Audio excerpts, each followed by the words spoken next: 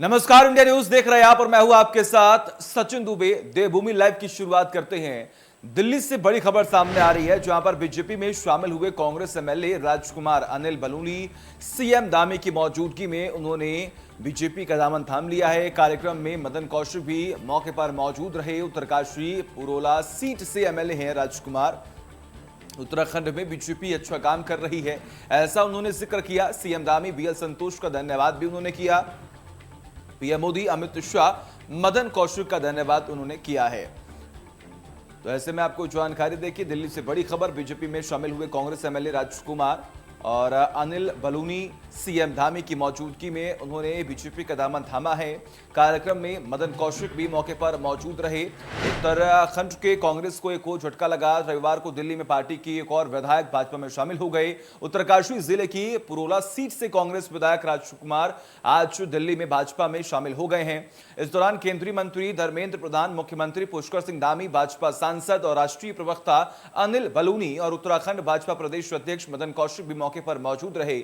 बता दें कि विधानसभा चुनाव की तैयारी में जुटी भाजपा धनौल्टी विधानसभा के विधायक प्रीतम सिंह पंवार को पहले ही पार्टी में शामिल करा चुकी थी और अब एक और विधायक भाजपा में शामिल हो गए हैं। इससे पहले शनिवार को राजकुमार भाजपा में शामिल होने वाले थे, लेकिन किन्हीं कारणोंवश उनकी ज्वाइनिंग टल गई थी। सूत्रों के मुताबिक विधायक ने भाजपा केंद्रीय नेतृत्व के सामने देहरादून की एक सीट से टिकट देने की शर्त रखी थी, जिस कारण ऐसा हुआ था।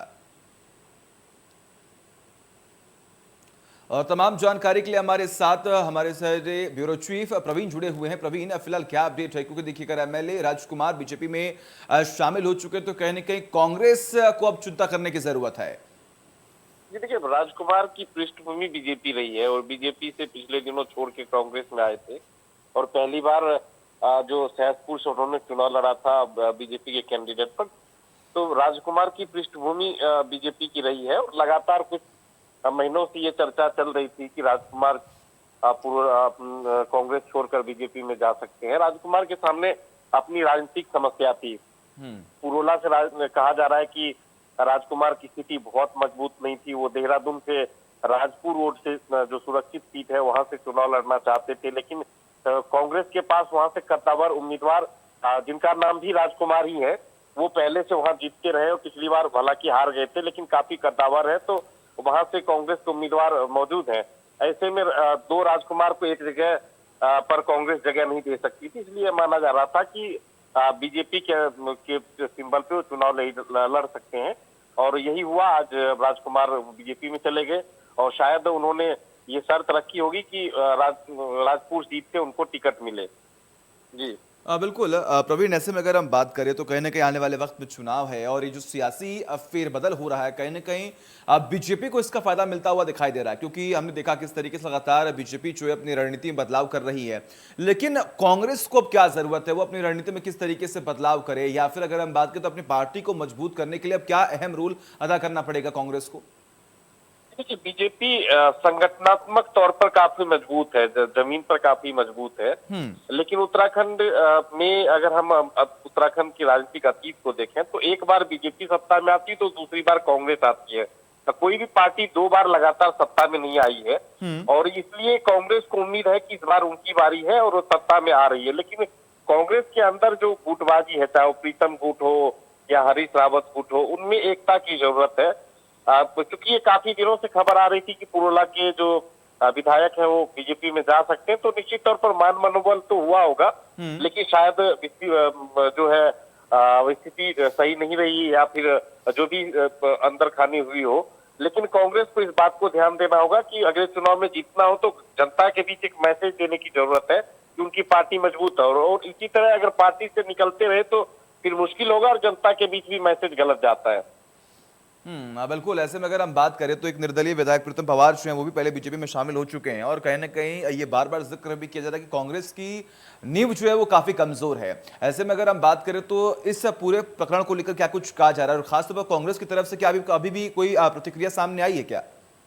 देखिए, कांग्रेस की तरफ से कोई बड़ी प्रतिक्रिया सामने नहीं आई है और लेकिन तमाम जो ऑफ द रिकॉर्ड जो नेताओं से बात हुई उनका ये कहना था कि जो कमजोर अपने आप को समझ रहे हैं, अपनी सीट से जीत नहीं सकते, वही लोग भाग रहे हैं। चाहे प्रीतम सिंह पंवार की वो बात करते हैं, राजकुमार की बात करते हैं। कांग्रेस के अंदर स्थिति जो है वो ये है कि कांग्रेस के पास बहुत बड़े नेता अब है नहीं। सब लगभग पिछले या तो पिछले चुनाव में या इस चुनाव में धीरे धीरे करके बीजेपी की तरफ शिफ्ट करते जा रहे हैं। और बीजेपी के साथ समस्या आने वाले समय में ये होगी कि जो बाहर से पलायन करके नेता उनके पास आए और उनके जो ग्रास रूट पे नेता जो लगातार कई सालों से टिकट के लिए दावेदारी कर रहे हैं, तो उन दोनों के बीच सामंजस्य बिठाना भी बीजेपी के लिए एक बड़ी चुनौती होगी। बिल्कुल। ऐसे में हम क्या ये कह सकते हैं, क्योंकि देखिए गणेश गोदियाल जिन्हें कांग्रेस अध्यक्ष जो है प्रदेश अध्यक्ष बनाया गया और उनको भी ये जिम्मेदारी सौंपी गई थी कि कहीं ना कहीं आपको किस तरीके से पार्टी को सजो के पार्टी को एक साथ जो है वो रखना है। लेकिन अगर ऐसे में विधायक एक एक टूटते रहेंगे तो कहीं ना कहीं कांग्रेस को आने वाले वक्त में जो चुनाव होने वाले हैं उसमें काफी नुकसान कांग्रेस को देखने को मिलेगा। बिल्कुल, क्योंकि जो उम्मीद करके उनको एक अंतिम समय में उनको पारी खेलने का मौका दिया गया कांग्रेस की तरफ से, और कांग्रेस के प्रति बतौर प्रदेश अध्यक्ष जो जमे हुए हैं, उनके ऊपर बड़ी जिम्मेदारी है कि पार्टी को मजबूत करें और जो अभी स्थिति है उसको बनाए रखें, उनको पार्टी में सेंधमारी ना होने दें। और ये बड़ी जिम्मेदारी है क्योंकि किसी भी चुनाव से पहले ये मैसेज बहुत जरूरी है। जनता के बीच अगर ये मैसेज चली जाती है। ठीक है, बिल्कुल। बहुत बहुत शुक्रिया आपका तमाम जानकारी के लिए। प्रवीण, लगातार नजर आप बनाए रखिए, तमाम अपडेट्स हम आपसे लेते रहेंगे। पार्टी और कांग्रेस में अंतर है। भारतीय जनता पार्टी जो आज अनुसूचित जाति के बारे में जो बोलती है वो करती है। भारतीय जनता पार्टी का कॉन्सेप्ट ये है कि अनुसूचित जाति के लोगों को अपने पैरों में खड़ा करना, ये भारतीय जनता पार्टी का कॉन्सेप्ट है। और कांग्रेस का कॉन्सेप्ट ये है कि उन्होंने आज़ादी के बाद से अब तक जितने भी अनुसूचित जाति के लोगों को उनको अपने पैरों पे खड़ा करने की कभी बात ही नहीं सोची।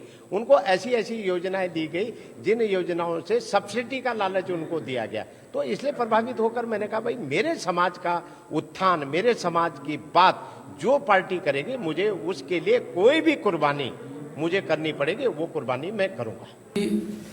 बहुत ही वरिष्ठ नेता हैं और पिछले 2 बार से 2 टर्म में विधायक इस रूप में प्रदेश की सेवा आपने की है।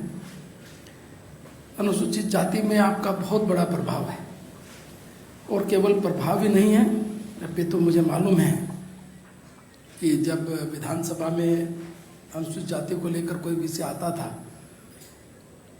और एक बार ऐसी परिस्थिति बनी कि सरकार ने 2-3 निर्णय अच्छे लिए, आप विपक्ष में होते हुए, जहां विपक्ष का धर्म आलोचना के साथ शुरू होता है, वहीं राजकुमार जी ने खड़े होकर और वहीं कहा कि पार्टी की लाइन देश के अनुसूचित वर्ग को प्रभावित करे तो ऐसी पार्टी की लाइन से अलग हटके भी मुझे बोलना पड़े तो मैं बोलूंगा।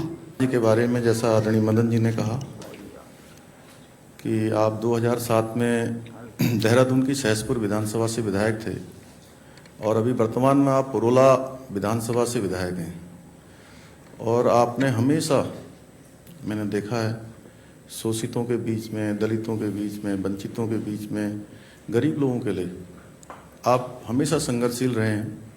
विधानसभा हो या विधानसभा के बाहर हो, पूरे उत्तराखंड के अंदर लगातार आप काम करते रहे हैं और निश्चित रूप से आपके भाजपा में शामिल होने से आप देख रहे होंगे जिस प्रकार से पूरे देश के अंदर वातावरण हो रहा है। जैसा अनिल भाई ने बताया कि पिछले दिनों कैबिनेट मंत्री रहे प्रीतम सिंह पवार जी भी भारतीय जनता पार्टी में शामिल हुए हैं और आज राजकुमार जी हुए हैं।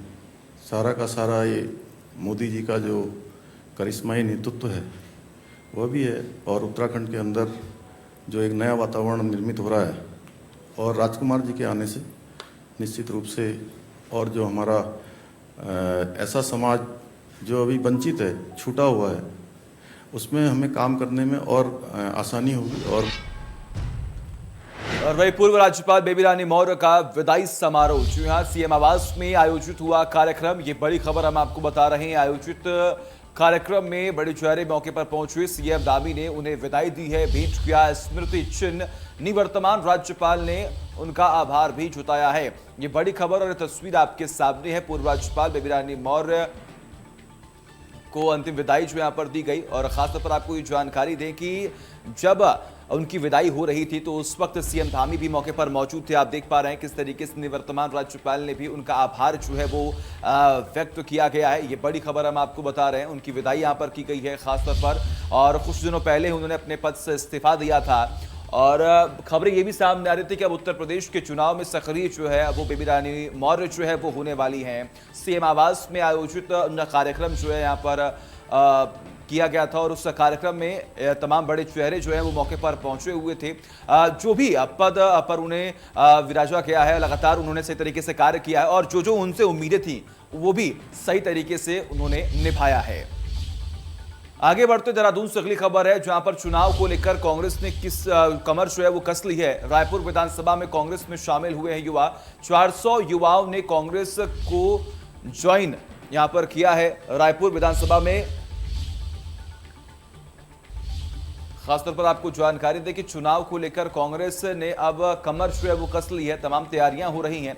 रायपुर विधानसभा में कांग्रेस में शामिल हुए युवा, ये बड़ी खबर हम आपको बता रहे हैं। 400 युवाओं ने कांग्रेस की है ज्वाइन, और प्रदेश अध्यक्ष गणेश गोदियाल के नेतृत्व में सभी ये जो युवा है उन्होंने कांग्रेस का दामन थामा है। रायपुर विधानसभा में कांग्रेस में शामिल हुए हैं ये तमाम युवा, ये बड़ी खबर हम आपको बता रहे हैं। तमाम जो तैयारियां हैं वो लगातार की जा रही हैं। आने वाले वक्त में चुनाव है और चुनाव को लेकर पुख्ता इंतजाम किए जा रहे हैं। कोशिश ये की जा रही है कि कांग्रेस पार्टी किस तरीके से जमीनी स्तर पर पहुंच सके और खासतौर पर अपनी नींव को मजबूत कर सके, और इसीलिए लगातार अगर हम बात करें तो युवाओं को भी कांग्रेस पार्टी से जोड़ने की पूरी कोशिश की जा रही है। युवाओं पर विशेष तौर पर ध्यान दिया जा रहा है, क्योंकि युवा जो है वो लगातार बढ़ चढ़कर काम कर रहे हैं। अलग अलग क्षेत्र में जाकर बूथ कार्यकर्ताओं की तरह एक साथ मिलकर लगातार जब काम करेंगे तो कहीं ना कहीं कांग्रेस की रणनीति हो सकता है कि आने वाले वक्त में जो चुनाव होने वाले उसमें उनको लाभ मिले। तमाम तैयारियां हो रही हैं। रायपुर विधानसभा में कांग्रेस में युवा जो है वो शामिल हुए हैं। 400 युवाओं ने कांग्रेस ज्वाइन जो है वो की है। ये बड़ी खबर हम आपको बता रहे हैं, बड़ी और अहम जानकारी। प्रदेश अध्यक्ष गणेश गोदियाल के नेतृत्व में शामिल हुए हैं।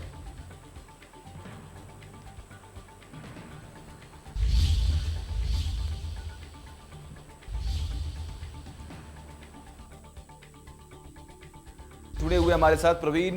कांग्रेस भी देखिए लगातार मजबूती के साथ अब कार्य कर रही है। ऐसे में 400 युवा जो है वो कांग्रेस को ज्वाइन कर चुके हैं। क्या लगता है कांग्रेस जो लगातार रणनीति बना रही है, जिस पर कार्य कर रही है, उसमें सफल हो पाएगी कांग्रेस? देखिए, एक तरफ आज विधायक जो है कांग्रेस के विधायक राजकुमार ने बीजेपी ज्वाइन कर लिया, तो दूसरी तरफ कांग्रेस कार्यालय में भी तकरीबन 400 युवाओं ने कांग्रेस की सदस्यता ली है। और कांग्रेस के तमाम नेताओं का ये कहना है कि कांग्रेस पार्टी मजबूत हो रही है, इसलिए युवा उनकी तरफ शिफ्ट कर रहे हैं। रायपुर विधानसभा के ये सभी युवा हैं, और रायपुर विधानसभा में जिस तरह पिछले दिनों बीजेपी के अंदर ही जो कांग्रेस से गए हुए एक नेता है जो कि वहां से विधायक हैं उमेश शर्मा, उनके खिलाफ जो बीजेपी के तमाम जो लोग हैं वो काम कर रहे थे, उसके बाद ये मजबूती दिखाने की कोशिश हुई है कांग्रेस की तरफ से।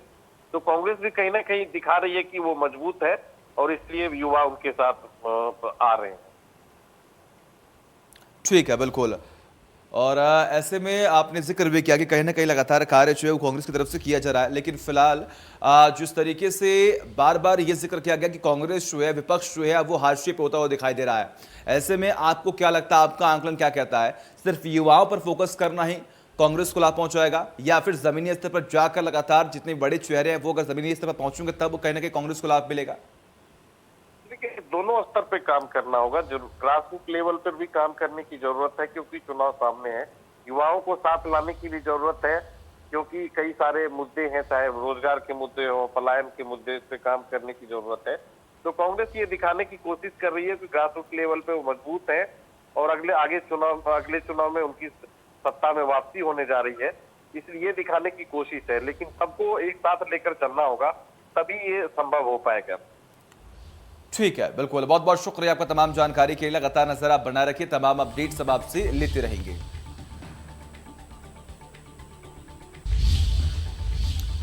अब टोक्यो पैरालंपिक में बैडमिंटन खेलते हुए भारत के लिए कांस्य पदक जीतने के बाद अपने घर वापस आने पर बैडमिंटन खिलाड़ी मनोज सरकार का भव्य स्वागत किया गया।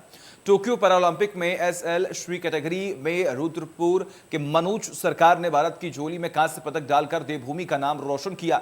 मनोज की जीत की खुशी मनाने के लिए नगरवासियों ने उनकी विजय यात्रा निकाली। पूरे शहर में विजय यात्रा निकालने के बाद सिटी क्लब में उनका सम्मान समारोह किया गया। मनोज का स्वागत करने के लिए और उनके साथ फोटो खिंचवाने के लिए जगह जगह लोगों में उत्साह भी दिखाई दिया।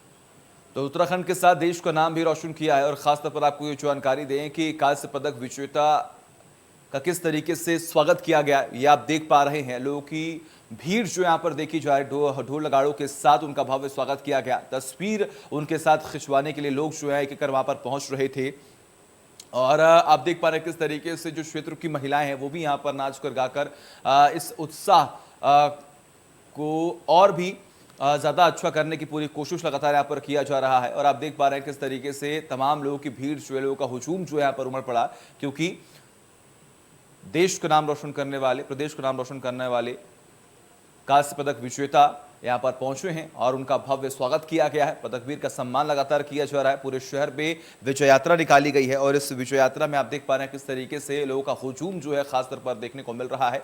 हाथों में मेडल लिए, अपने चेहरे पर मुस्कान, देश का नाम रोशन करते हुए आप देख पा रहे हैं किस तरीके से पदक विजेता जो है आगे बढ़ रहे हैं और तमाम तैयारियां जो हैं वो लगातार की गई हैं। सरकार द्वारा पुख्ता इंतजाम किए गए थे कि कहीं पर भी कोई कमी जो है वो नहीं होनी चाहिए। अगली खबर कोटद्वार से है, जहां एक बड़ा हादसा होने से टल गया, जिसमें उत्तराखंड परिवहन निगम की बस दुकान के अंदर घुस गई। गनीमत यह रही कि इस दौरान कोई बस की चपेट में नहीं आया, वरना बड़ा हादसा हो सकता था। आपको बता दें कि कोटद्वार डिपो की क्षमता इतनी है कि सारी रोडवेज बसों को खड़ा किया जा सके, जिसकी वजह से बस बाहर भी खड़ी रहती है।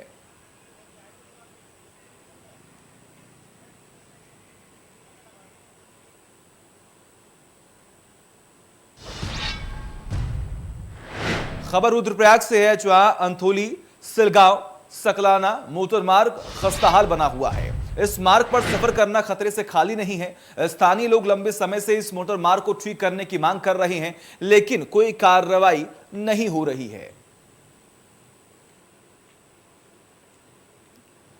तो रुद्रप्रयाग की तस्वीरें जो है वो लगातार हम आपको दिखा रहे हैं।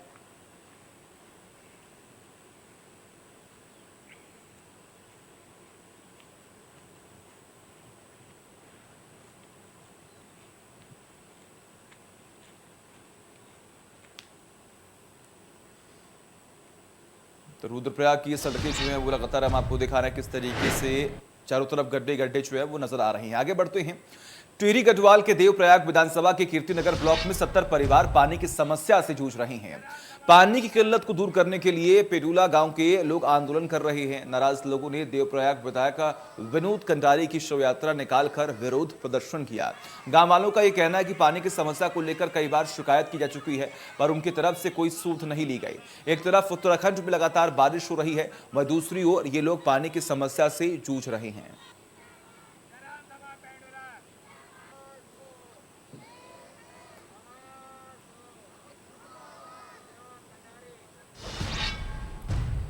हरिद्वार में एक लड़की को बार बार कॉल करना और अश्लील मैसेज भेजना युवक को काफी महंगा पड़ गया। लड़की ने इसकी शिकायत जब अपने घर वालों से की तो लड़की के परिजनों ने युवक को रास्ते में पकड़ लिया और उसकी जमकर धुनाई कर दी। इतना ही नहीं, पकड़ में आए युवक को लड़की ने भी चप्पलों से पीटा। मारपीट के दौरान मौके पर भीड़ इकट्ठा हो गई और किसी ने पूरी घटना का वीडियो बनाकर भी सोशल मीडिया पर डाल दिया। पिटाई के बाद युवक ने हाथ जोड़कर माफी मांगी और आगे कभी ऐसी हरकत न करने की बात कही।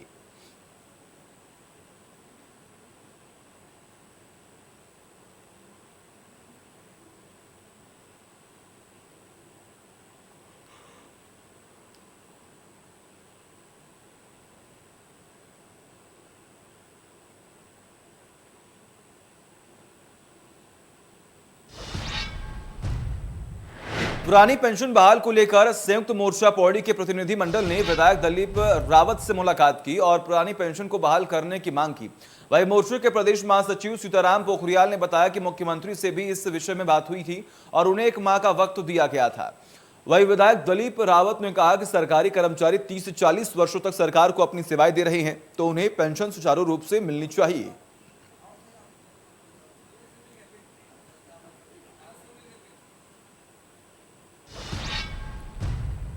चलिए वक्त एक छोटे से ब्रेक का, खबरों का सिलसिला लगातार जारी है।